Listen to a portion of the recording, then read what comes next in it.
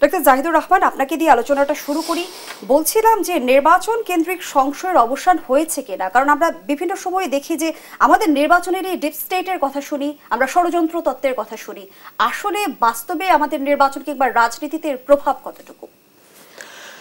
ধন্যবাদ। নির্বাচন নিয়ে সংশয় তৈরির চেষ্টা আছে। আমাকে যদি জিজ্ঞেস করেন আমি সংশয় বোধ করি কিনা নির্বাচন হবে কিনা, সেটা নিয়ে আমার উত্তর হচ্ছে আমি করি না।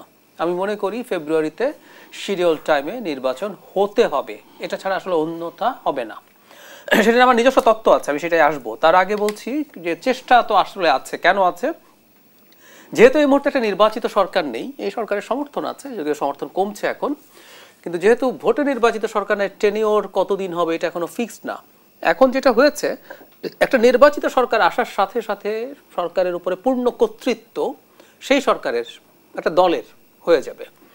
তখন যেটা হয়, এই মুহূর্তে সরকারের তো অনেকের অনেক রকম প্রভাব আছে, অনেক ছোট দল, মাঝারি দল, কিছু ব্যক্তির আনবিলিভেবল ইনফ্লুয়েন্স আছে, তারা অনেক কিছু করতে পারেন চাইলে। মুহূর্তেই তাদের এগুলো সব শেষ হয়ে যাবে। সুতরাং তিনি নির্বাচন চাইবেন না। নির্বাচন যত পিছিয়ে দেওয়া যায়, 2 মাস বা 2 বছর যাই হোক, যতদিন পেছানো যায়, তার এই ক্ষমতার চর্চা তিনি করতে পারেন। আবার কেউ কেউ টাকা পয়সাও কামাচ্ছেন, সুতরাং তার সেটারও সুযোগ থাকছে। সুতরাং এই চেষ্টা তারা করবেন কোনো না কোনোভাবে, এটা হতেই পারে।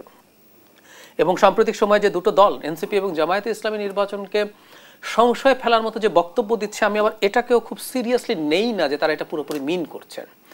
রাজনৈতিক দলগুলোর বক্তব্যকে আক্ষরিকভাবে নেওয়াটা সবসময় ঠিক না। তাহলে কি লোক দেখানো বক্তব্য? লোক দেখানো এর চাইতেও জরুরি। আপনি হয়তো ল্যাভারেজ চান, আপনি সরকারের উপরে চাপ তৈরি করতে চান, আপনি বিএনপির উপরে চাপ তৈরি করতে চান, বিএনপির সাথে আপনি কোনো নেগোসিয়েট করতে চান, এরকম নানান উদ্দেশ্য থাকতে পারে।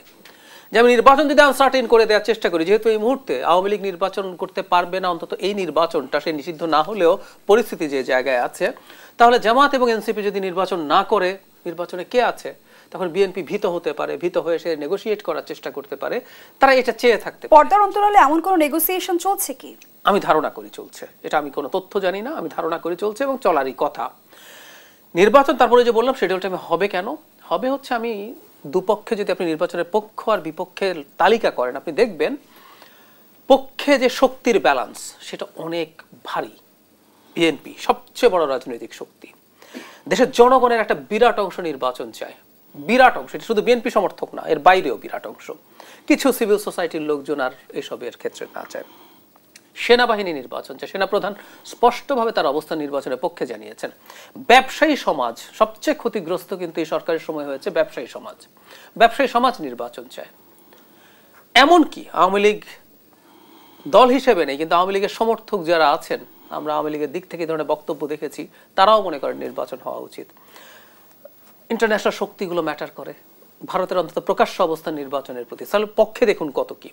বিপক্ষে ডক্টর ইউনূসের সরকার পুরোটাও না। আমি প্রধান উপদেষ্টা নিজে নির্বাচন চান বলে মনে করি, 2-4 জন উপদেষ্টা নাও চাইতে পারেন, জামাত, এনসিপি। তো তাহলে এদিকের পাওয়ার ব্যালেন্সটা খুব দুর্বল।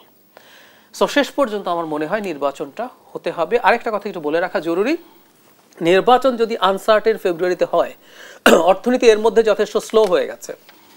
নোজ ডাইভ বলে একটা কথা আছে, একেবারে সোজা গিয়ে মাটিতে পড়বে, অর্থনীতি মুখ থুবড়ে পড়বে। সো এই পরিস্থিতিগুলো সব সামনে যেহেতু আছে, আমি ধারণা করি তারা যারা নির্বাচনের বিরুদ্ধে কথা বলছেন, কিছু আলোচনা, কিছু ল্যাভারেজ, কিছু সুবিধা তারা যদি পান, নেগোসিয়েশন যদি তারা করতে পারেন, তা যা হবেও মোটা দাগে আমি মনে করি নির্বাচনে চলে যাবেন। কিন্তু হাসনাত আব্দুল্লাহ যেমনটি জানালেন যে আসন ভাগাভাগির অফার দিয়ে আসলে তাদের কেনা যাবে না, এমন কোন অফার কি তাদের দেয়া হচ্ছে? তারা অফার না, তারা নিজেরাই আলোচনা করছেন এরকম শোনা যায়।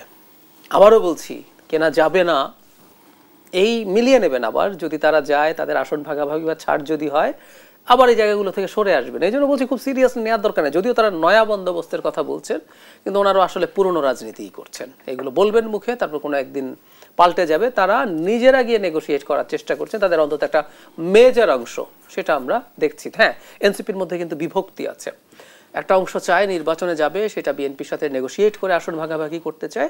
আরেকটা অংশ নির্বাচন পেছানোর চিন্তায় আছে, কারণ ওই যে বললাম এনসিপির তো বিরাট প্রভাব আছে এই সরকারের উপরে।